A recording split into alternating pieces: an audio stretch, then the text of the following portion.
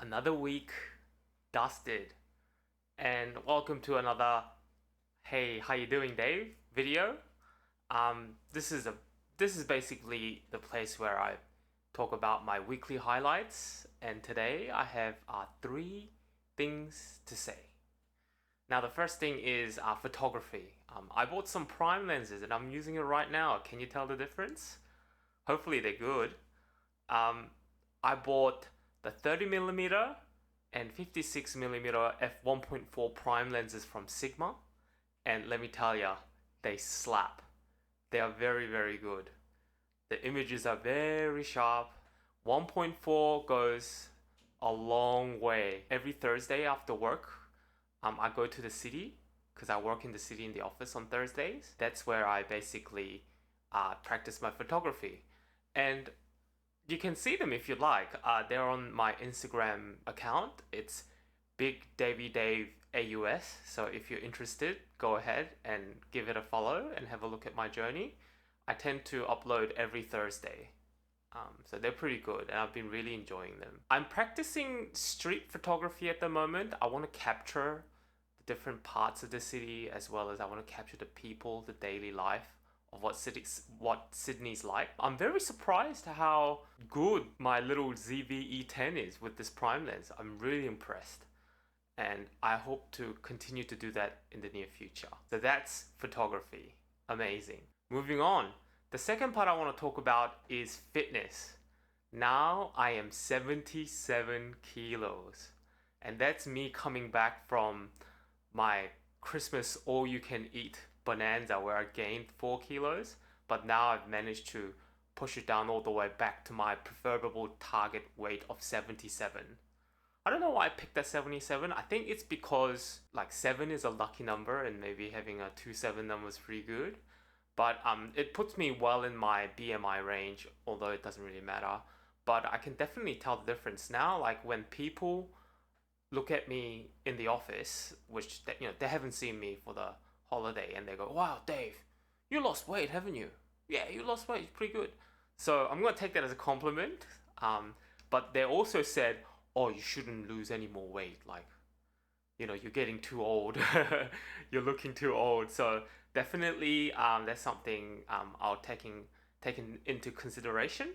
Now that I've hit the 77 kilo target weight mark, I'm gonna enjoy myself a bit and I'm gonna eat a little bit more. Now I can have a little bit of cheeky ice cream after dinner or have a slice of bread or something like that because I love eating bread. And also, I can always eat a little more knowing that I have the habit and the diet plan for me to keep at that target weight of 77. Like I've done it many times, like where I've broken my diet, but I've always come back to it, and now I know how my body reacts to certain type of food.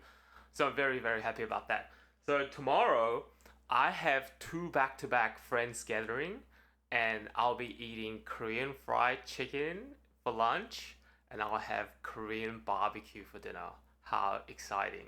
Now to combat that today, in the gym, I've burned 1,000 kilos. How good. So that's 600 calorie on cycling and 400 on walking. And you can see that I've put more time on cycling because my knee's been playing up throughout my fitness journey. And it seems like to me when I was asking around, like a lot of people have like joint problem, especially in the older people, like where their shoulders not good, their lower back's not good, or their knees not good.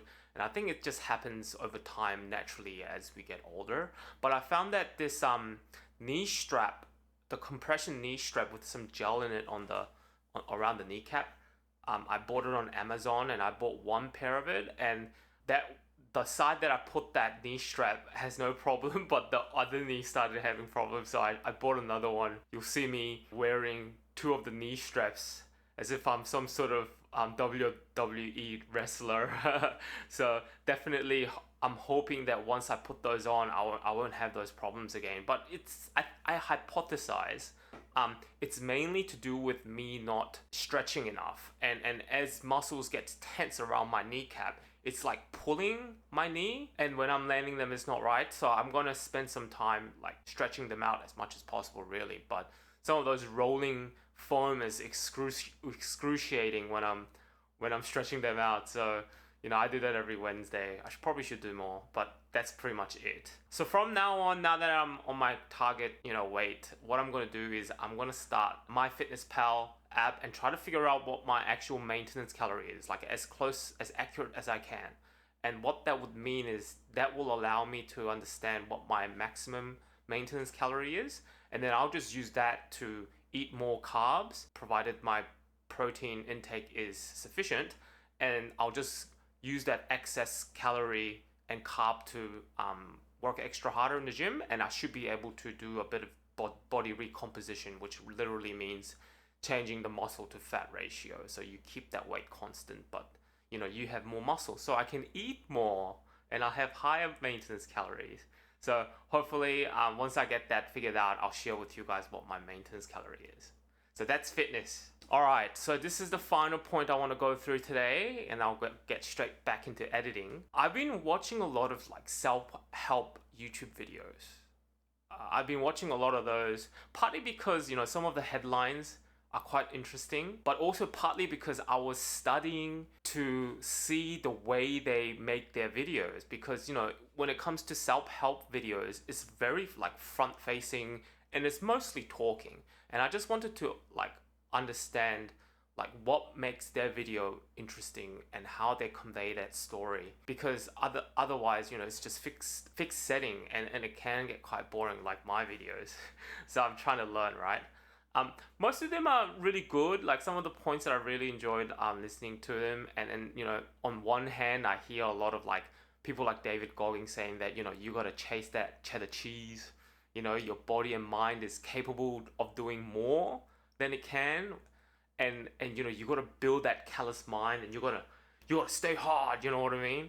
And on the other hand, a lot of self-help gurus are saying that you got to pace yourself, you got to slow down a bit, you got to understand why your brain is behaving the way it is, and try to find a relatively scientific way to achieve your goals. And I think that also has merits. My hope is that when I'm talking to myself, or my inner subconsciousness is giving me advice, I'd love for these points to formulate that subconscious mind, so it will help me achieving my goals, or give me a better justification or better narrative of how I should be living my life, right? It's kind of like the Inception movie, So I'm hoping that will happen. But I'm starting to realize that I'm consuming these self-help content and I feel really good about it. Like I've achieved something, And that's really far from the truth. I've only consumed, but I barely acted upon it. I consumed all this, but didn't really do anything with it. You know what I mean? So I haven't really achieved shit. I got to put in the hard yards. I'm thinking that stuff this, instead of watching all these self-help videos, I should really cut back on that YouTube consumption and actually use the time actually creating something rather than consuming. And that's it for today's video, a bit of how you're doing. I hope you enjoyed it. I'm really enjoying this kind of content where it's really low threshold. I don't have to prepare as much, and I can really have fun, because this will be very minimal editing as well. And I'm really stoked that this prime lens is going really good. How good? It's so sharp. I really love it. Anyway, that's me enough babbling on. I'll catch you on the next one. See you later.